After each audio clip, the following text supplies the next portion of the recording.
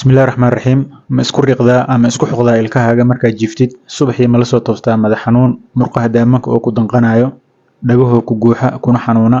Haddii jawaabtu haa tahay, casharkan adigoo kugu socda ee ka faa'iidayso lana wadaag bulshada. Magacaygu waa Dr. Mahdi, waxaan ka mid ahay dhakhaatiirta ka howlgasha isbitaalada East End. Ciladan waxaa afka qalaad lagu dhahaa bruxism ama teeth grinding. Waa cilad aad ugu badan bulshada, laakiin dad dhif ah ayaa ogaada inay qabaan ciladan maadaama badanaa la isku arko xilliga hurdada.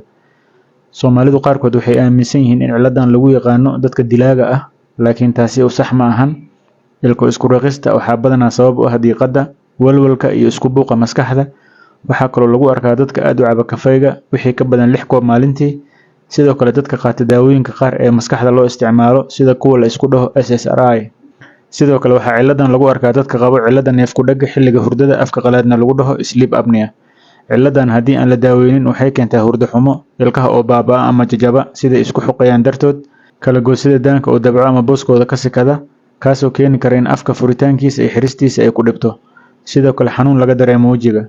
Badanaa ciladan inaad qabtid waxaa kuu sheegi kara qofka qolka kula jiifta. Sidoo kale dhakhaatiirta ilkaha way garan karaan haddii ilkahaaga weysiteeyaan. Sidoo kale waxaa jira baaritaan lagugu sameyn karo adigoo jiifa kaasoo loo yaqaano sleep study si loo ogaado in ciladan aad qabtid iyo ciladaha kale oo lala xiriiriyo. Ciladan waxaa lagu xalliyaa daawooyinka diiqada iyo walwalka. Waxaa kaloo lagu siin doonaa talooyin ku aadan wax ka beddelka qaab nololeedkaaga, inaad joojisid haddii aad balwad leedahay. Sidoo kale waxay dhakhaatiirta ilkaha kuu sameyn doonaan caag ilkaha la gashto markaad jiifanaysid si isku riiqista iyo dhibka ay keenaysaba looga hortago. Sidaa awgeed la soo xiriir xarumaheena ilkaha oo aad ka heli kartid adeegyadan.